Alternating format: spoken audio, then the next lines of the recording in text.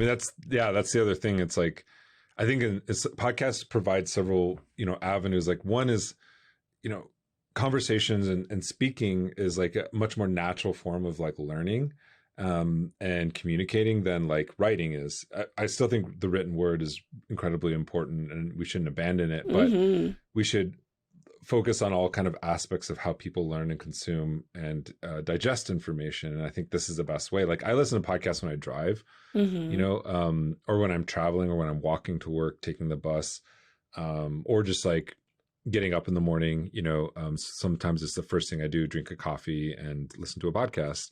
But it's a way to communicate, in short amounts of time that doesn't take the kind of effort that reading does. And I think people should still read. Yes. reading is like incredibly important. And we do this podcast because we also read a lot. I read so much, and you have to read to really read and study to really be able to present information in ways that's digestible and accessible. And and so the last thing I would say about the podcast is I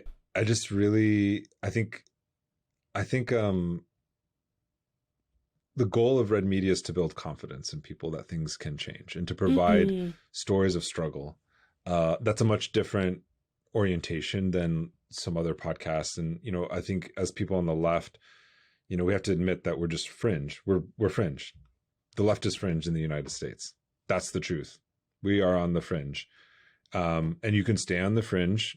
You can, as Lenin said, march to the marshes and go into the swamp to seek cover, or you can try to engage as many people as possible and try to become part of the mainstream, according to our terms, and to try to reach a wide audience. And that's really what we should be trying to do.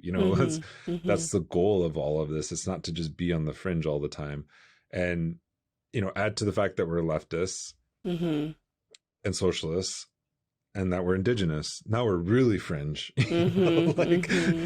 so that's also a challenge. But I think it's, to be all three of those things means it doesn't mean to just constantly critique the world as it exists, which is incredibly important to do and to try to analyze, but also to uplift and understand that we're not just here to critique, we're actually here to show what people are doing, what everyday people are doing. And hopefully that builds confidence in your life. And it doesn't always mean, chaining oneself to a piece of machinery, which is also really cool and honorable. And you should do that if you want to. And we'll cover it. But also if it's just, creating poetry or, telling Native ghost stories or producing art and literature according to like Native people that speaks to Native communities, that's also important. That's also a political act in many ways, but you can't just have art for art's sake either. So you have to have a kind of broader political message. And I think we're trying to navigate that and in our orientation towards our audience, as well as our orientation to the stories that we curate and help tell.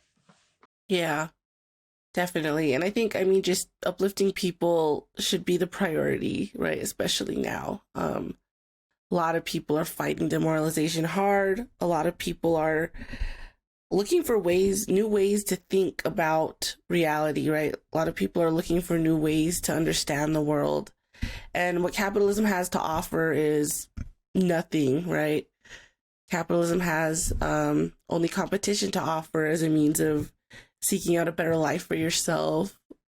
And so I think people are truly like thirsty for new ways of thinking, new sources of inspiration and empowerment. And I hope we provide that like in some way, and I think we do. People, people do reach out and people say, people compliment the podcast or talk about how it's impacted them. And that means everything, right? Even if it's just a few, like knowing that what we can produce does impact people and how they think about the world is, that's why we play this game.